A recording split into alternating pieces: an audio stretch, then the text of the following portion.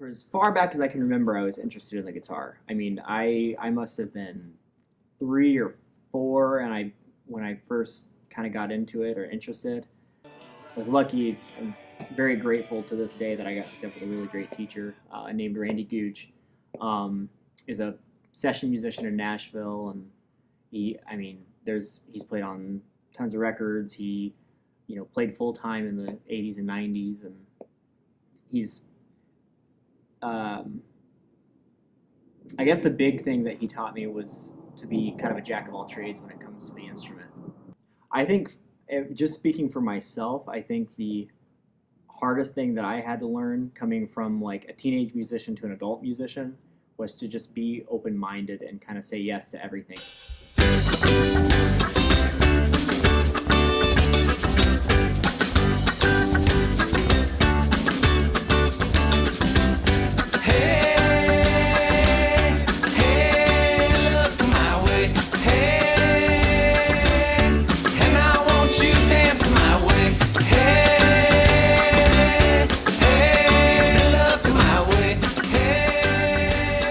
Kyle, hi, this is Drew Dockery from Liberty Gibbet, Matt's other band going on.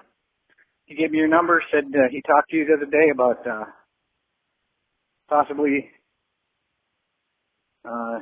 playing some music with us, and I want to talk to you and get to know you and feel you out, see what you're all about. Talk some music. As a fellow musician, I'm always interested in talking to one of those, and especially a guitar player.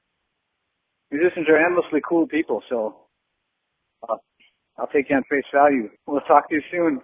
This is my number, my cell. You can call me just about any time. You can call me today. Be cool. Just as soon as you can, I'd like to talk with you, and we'll go from there. Hope you're doing well. Take care. My first thought was I hadn't really considered quite yet where if I was interested or not, just because I had no clue if I would fit in as far as the band's influences. It sounded like, there's Matt, and then he's joining up with these, older guys who have had this band going on for a long time. The name was kind of funny. I had no clue.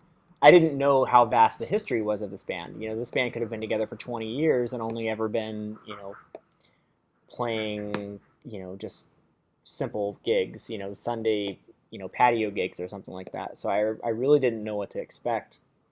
And it wasn't until maybe a week or 2 weeks after calling Doc back that Matt and I rode together over to a restaurant, and we met Doc there. My first impression of Doc was that he was a guy that really loves music. He seems to love life. And to be honest with you, the first time that I met him, he told me on the phone before I met him that, his situation with Parkinson's and all that stuff and, his illness.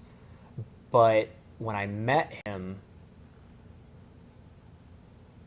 it didn't even cross my mind until after our meeting that there was anything wrong. There's so much history to the band, and it's a band that you've also never heard of, too, at the same time.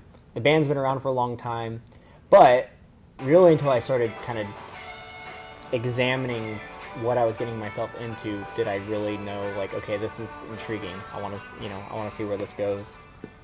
I think the hardest thing that I had to get around with Flib was it being okay to play a song or the same chord progression for 5 or 10 minutes. And realizing that it's like people are dancing and they're enjoying it and they're having a good time. They don't want the song to end. So I had to get used to that. In this band, I could solo for 4 or 5 minutes, and I kind of have to do it. I have to fill that void. So that was really hard. Not repeating myself and playing the same licks over and over and over. So the band really makes me stretch. It's still funny. To this day, there are people who have no clue who the local bands are, that kind of thing, and they'll ask me, well, what bands do you play in? I'm like, well, I play in this band, I play in Liberty Gibbet. I remember that band, I know that name, that kind of thing.